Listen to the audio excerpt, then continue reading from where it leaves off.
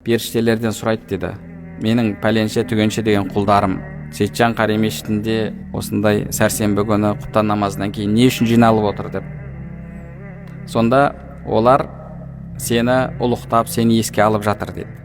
Алла тағала періштелерге куә болыңдар, мен сол жердегілердің барлығының күнәсін кешірдім дейді.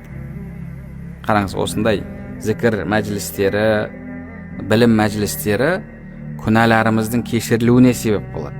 Сонда періштелер айтады, Алла тағала арасында негізгі мақсаты, ниеті сабаққа қатысу болмаған, жай ғана келіп отыра саған, немесе досы кеттік деген кезде амал жоқ, енді осыдан кейін барып шай ішейік, енді сабақ бар, соған қатыса тұрайық десе жарайды деп, сол жерге келіп, бірақ Инстаграм қарап отырған, әлгі рилс қарап отырған адам бар ғой дейді, немесе ұйықтап жатқандар бар ғой арасында дейді. Сол кезде Алла тағала не деп жауап береді?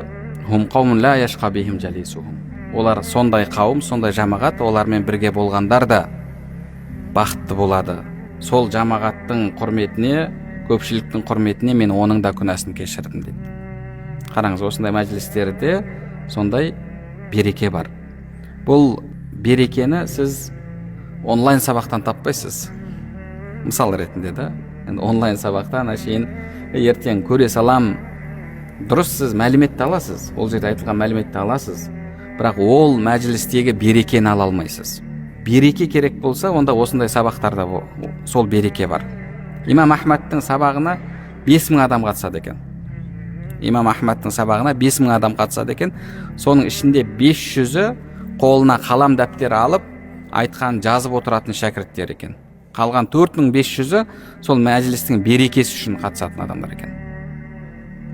Қарапайым халықта имам қиын нәрселерді айтып кетті, түсінбей кеттік деп, әлгі қатты білімі жоқ, бірақ әйтеуір сол мәжілісте береке бар ғой деп отыратын адамдар екен. Болмаса имам Ахмадтың мәжілісі, енді ол кісі ондай бір керемет уағыз айтып жылататын сабақтар өткізбеген. Мысалы имам Ибн Жаузи деген ғұлама болған. Ол кісі сондай керемет жүректерді жібітетін уағыздар айтатын болған. Имам Ахмадтың сабақтары, әсіресе сол сабақтары, ол хадиске қатысты. Бір хадистің өзін, мысалы, бағанағы 10 рет қайталайды. Бір хадистің өзін 10 рет қайталайды. Сонда әшейін арасындағы бір сөзінде айырмашылық. Бір иснадпен келеді, ода бір сөз бар. Екінші иснадта келеді, тағы бір сөз айырмашылығы бар. Үшінші иснадта тағы бір тура сондай